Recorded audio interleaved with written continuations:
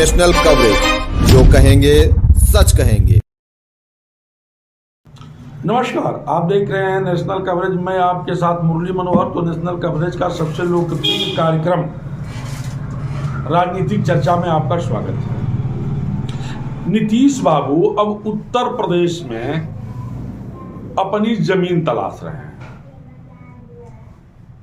Nitish Kumar India गठबंधन बनाया, सभी राजनीतिक दलों को एक मंच पे ले आने का प्रयास किया। पटना में एक बड़ी बैठक भी बुलाई, जिसमें जो है सभी दल के प्रमुख नेता जो है उस बैठक में भाग लेने के लिए गए। थोड़ा सा हम पीछे चलेंगे। नीतीश बाबू को भारतीय जनता पार्टी का भी समर्थन था और भारतीय जनता पार्टी के समर्थन से सरकार बनाया और चलाया।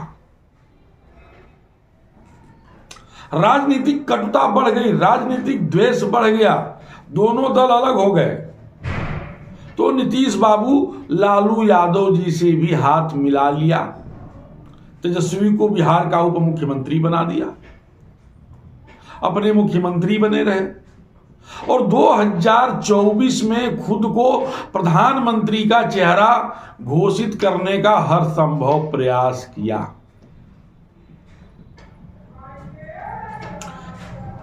तीन प्रदेशों में करारी हार के बाद जहां उत्तर प्रदेश की समाजवादी पार्टी या तो कांग्रेस से किनारा करना चाहती है या कांग्रेस को दबाव में लेना चाहती है, ऐलान कर दिया कि नीतीश बाबू जो है उत्तर प्रदेश में रैलियां करेंगे और सभी रैलियों में हम शामिल होंगे। जनता दल यू उत्तर प्रदेश में रैलियां करने जा रहा है। उनकी पहली रैली बनारस में होगी, आजमगढ़ में होगी, फिर फूलपुर में भी होगा। अब सवाल यह पैदा होता है कि इन रैलियों में कांग्रेस भी शामिल होगी या सिर्फ अखिलेश यादव और नीतीश कुमार ही शामिल होंगे। अगर कांग्रेस नहीं शामिल होती है तो क्या समाजवादी पार्टी अब कांग्रेस से पीछा छुड़ाना चाहती है, उन्हें कंधे से उतार देना चाहती है? अभी हाल ही में समाजवादी पार्टी के एक बड़े नेता ने कहा है कि कांग्रेस को सिर्फ 2 सीटें देंगे। अरे भाई, 2 तो वैसे भी कांग्रेस के पास है। चर्चाएं यहां तक हैं कि अब नीतीश कुमार जी फूलपुर से लोकसभा भी लड़ना चाहते हैं, इसलिए कि भारत का प्रधानमंत्री अगर बनना है तो उसे लोकसभा से ही रास्ता प्रशस्त होगा। जो लोकसभा से सांसद होगा वही भारत का प्रधानमंत्री बन पाएगा। जैसे मोदी जी गुजरात छोड़ करके बनारस आए, बनारस से चुनाव लड़े 2014 में, 2019 में सांसद हुए और भारत के दोनों बार प्रधानमंत्री बन गए। लेकिन बहुत कठिन है पनहट की डगर, इतना आसान नहीं लग रहा है।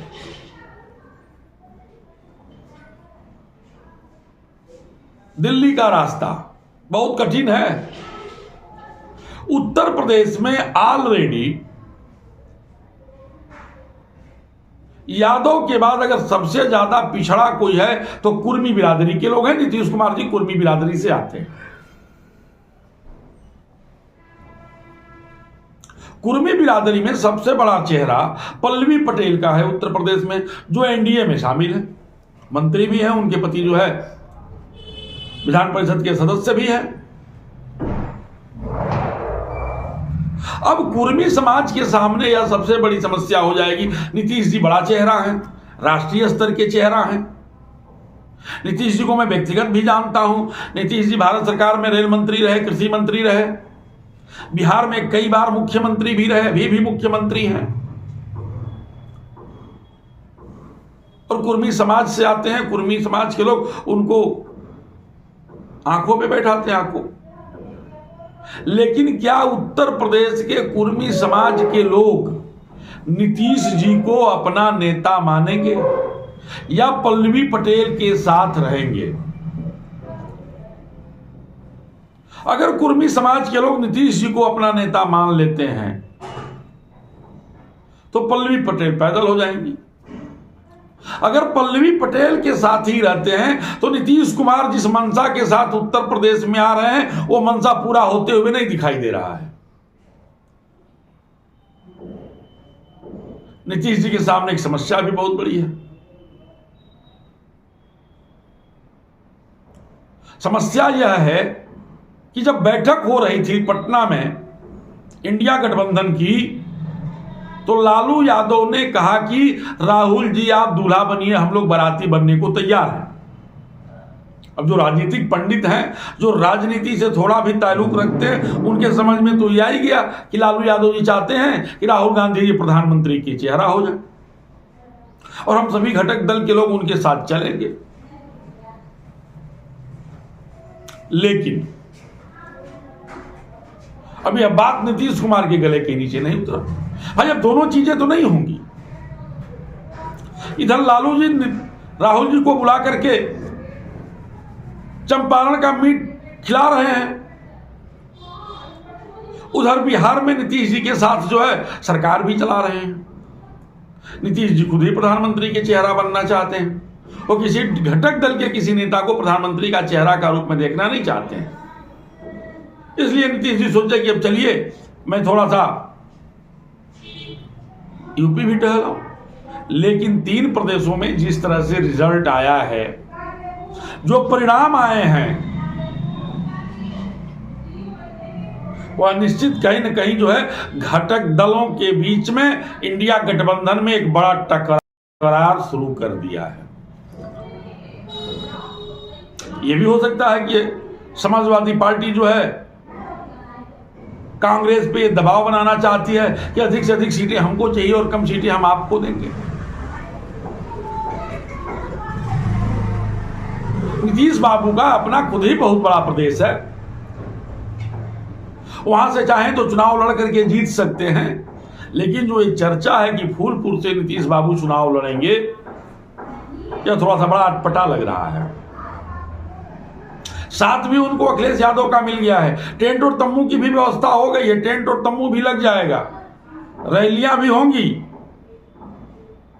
और रैली में भीड़ भी आएगी। भीड़ इसलिए आएगी कि जिस मंच पर अखिलेश यादव होंगे, समाजवादी का कोई ऐसा कार्यकर्ता और कोई ऐसा मतदाता नहीं है जो उस भीड़ में न पहुंचे।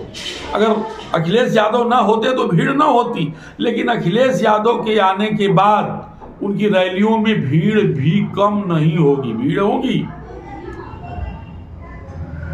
लेकिन क्या वो भीड़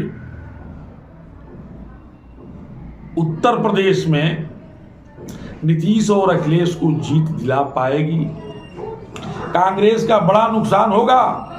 इंडिया गठबंधन का गांठ खुल गया है, सारे नेताओं का अपनी अपनी डफली और अपना अपना राग शुरू हो गया है। ये बड़ा ही विचारणीय विषय है, कुछ का पाना बड़ा कठिन है।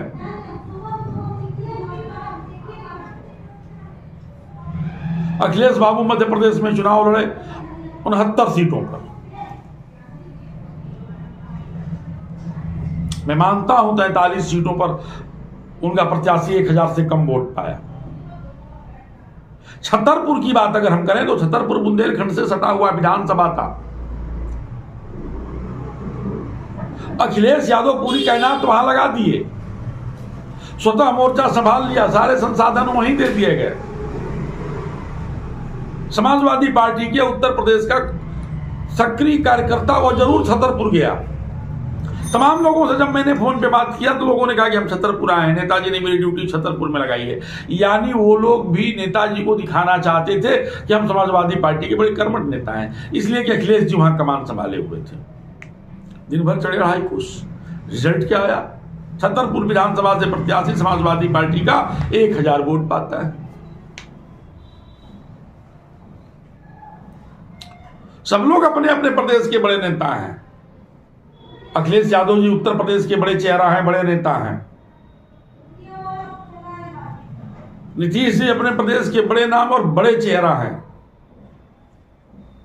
लेकिन दूसरे प्रदेशों की जनता उनको कितना तवज्जह देगी, उन्हें स्वीकार कर पाएगी या उन्हें नकारेगी, यह आने वाले लोकसभा के चुनाव के परिणाम पर ही निर्भर करेगा।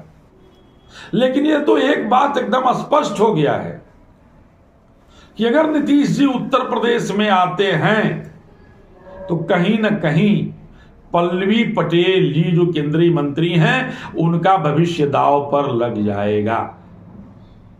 ये लोग सर्व समाज के नेता नहीं हैं, ये लोग एक समाज के नेता हैं, अपनी बिरादरी के नेता हैं, और उनकी बिरादरी में ही अगर सेंधमारी होगी तो अब भारतीय जनता पार्टी के लिए भी कठिन डगर होगा और पल्लवी पटेल का भी जो है राजनीतिक भविष्य दांव पर लग जाएगा।